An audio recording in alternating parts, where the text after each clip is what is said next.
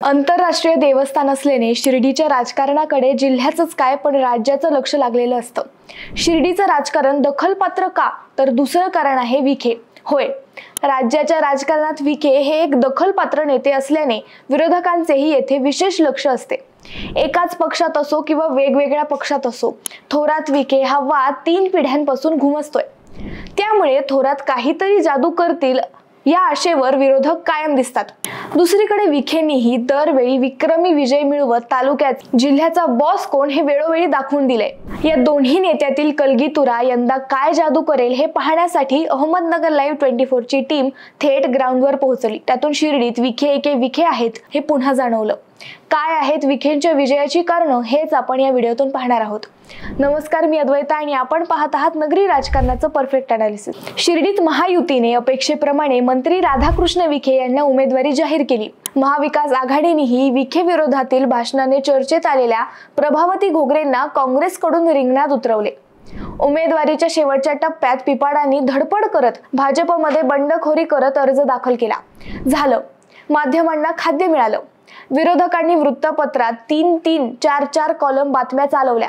विखेंचं खरं नाही, शिर्डीत रंगत मवियाची चलती वगैरे वगैरे बातम्यांनी विखे समर्थकांची धाकधूक वाढवली। स्थानिक पत्रकारांनीही रियालिटी माहित होती, पण विषय चर्चेत राहावा म्हणून रोज नवे अँगल शोधून लढतीत रंग भरले जाऊ लागले। अहमदनगर लाईव्ह 24 ची टीम जेव्हा या मतदारसंघात फिरली त्यावेळी विखेच येथील बॉस आहेत हे समजलं। विखेच का निवडून येतील याची काही कारणे आपण पाहू। पहिलं कारण, सर्वसमावेशक राजकारण।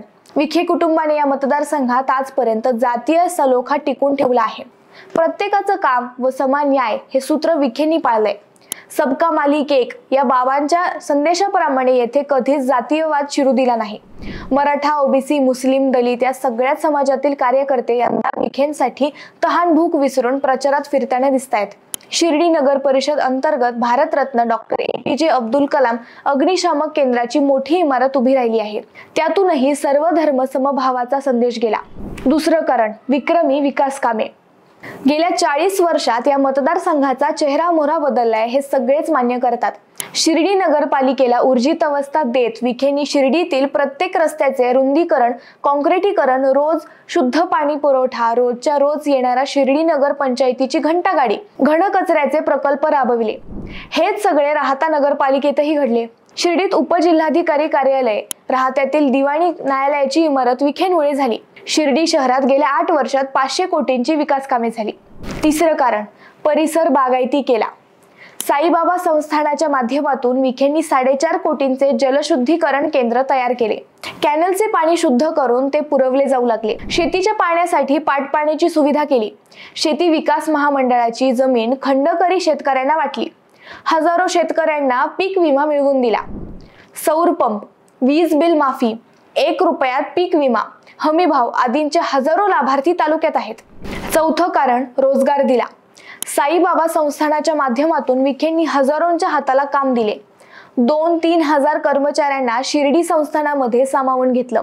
नुकताच 598 कर्मचाऱ्यांचा सेवेत कायम करण्याचा विषयही मार्गी लावलाय। आता शिर्डी लगत 500 एकर जमिनीवर MIDC उभी राहत आहे। त्यातून हजारो रोजगार उपलब्ध होणार आहे। साई नगरीत लेझर शो थीम पार्क सुरू होणार आहे। त्यातूनही शेकडो रोजगार उपलब्ध होतील।